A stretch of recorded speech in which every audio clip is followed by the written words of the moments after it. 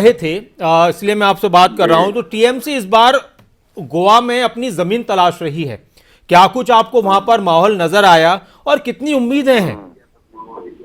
नहीं, देखिए, जहाँ तक टीएमसी का सवाल है, टीएमसी बहुत मजबूत पोजीशन में है और गोवा में 3 महीने के अंदर अगर जी। किसी दल ने एक मजबूत पकड़ बनाई है, आज वो रेस में है और अगली सरकार में हमारी जरूर हिस्सेदारी होगी, तो ये बहुत बड़ी बात है। और मुझे यकीन है कि गोवा के बाद जब पूरे देश के अंदर टीएमसी विस्तार करेगी तो जो विकल्प की तलाश में पूरा देश है, वो विकल्प ममता दीदी के नेतृत्व में तृणमूल कांग्रेस गोवा से लेकर के हरियाणा और पूरे देश में खड़ा करेगी। अभी तो चुनौती ये है कि किस तरीके से जिन लोगों ने देश को लूटने का काम किया आज तक, चाहे वो भाजपा हो चाहे और दूसरे लोग हों, जिन्होंने कोरोना की आड़ में बड़े बड़े षड्यंत्र रचे, लोगों को मौत के मुंह में धकेलने का काम किया, बेरोजगारी बढ़ा दी, अर्थव्यवस्था को बिल्कुल खत्म कर दिया, कानून व्यवस्था कहीं दिखती नहीं, उन ताकतों को कैसे डट करके हम मुकाबला करें।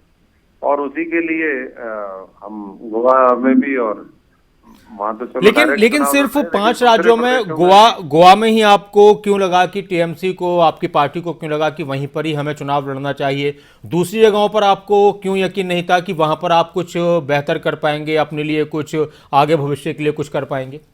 नहीं, ये तो देखिए पहला एक वो है, शुरुआत है और कहीं ना कहीं से उसको शुरुआत हर चीज से एक लर्निंग प्रोसेस होता है। अभी बंगाल के बाहर पहली बार बड़े पैमाने पर और एक गंभीर तरीके से टीएमसी ने चुनाव वहां के और हालात भी वैसे ही थे। पिछली बार कांग्रेस को 17 सीटें मिली थी और 17 सीटों के बावजूद भी लास्ट में आकर के कांग्रेस के पास सिर्फ 2 विधायक बचे, कुछ भाजपा में भेज दिए, कुछ भाजपा ने खरीद लिए। अच्छा।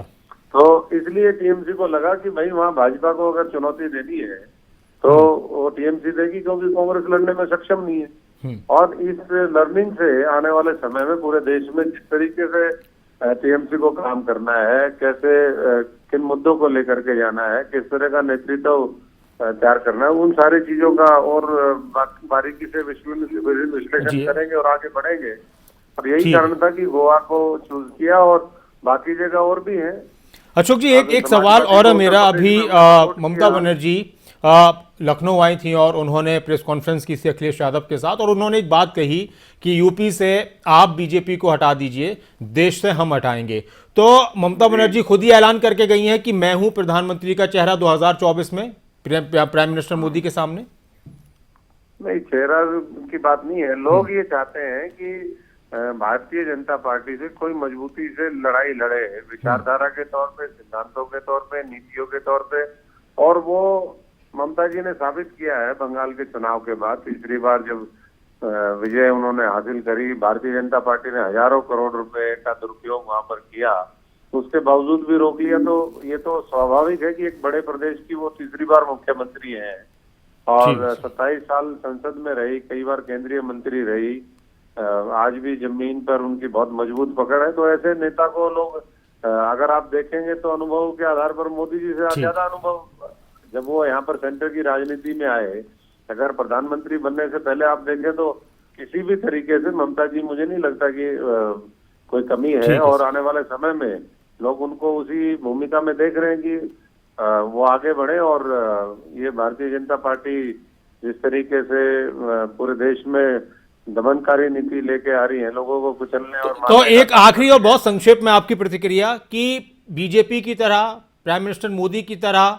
ममता बनर्जी और टीएमसी का भी ये सोचना है और उनकी भी ये ख्वाहिश है कि देश को कांग्रेस मुक्त करें? नहीं, हम तो किसी को किसी से मुक्त करने की बात नहीं कह रहे हैं। अच्छा। कांग्रेस ने तो अपने आप से ही मुक्ति दिला ली है सबको। कांग्रेस तो खुद ही जो है डेथ उस पे बेड पे है और ये कह रही है कि हमें मारो, हम बचे हुए, हमें मारो। तो जनता जब जिसकी मरने की बारी आ जाए उसको तो फिर कौन रोक सकता है, वो तो उस पे और ना वो लोगों के लिए लड़ रही है। तो हमारी चुनौती भारतीय जनता पार्टी, ठीक है, लड़ाई उनसे है। ठीक है। और उसको मैं समझता हूँ कि पूरी जिम्मेदारी के साथ टीएमसी ममता जी के नेतृत्व में निभाने का काम करेगी और गोवा में अपनी सरकार हम बनाएंगे और पूरे देश में भी मैं मतदाताओं से, हमारे साथियों से, ठीक है। किसान मजदूर जी। नौजवान से यही आह्वान करूंगा कि वो भारतीय जनता पार्टी को हटाएं और दूसरे लोगों को मौका दें, उनको विकल्प के रूप में चुनें। शुक्रिया अशोक तंवर जी, खबरों अभी तक के साथ जुड़ने के लिए।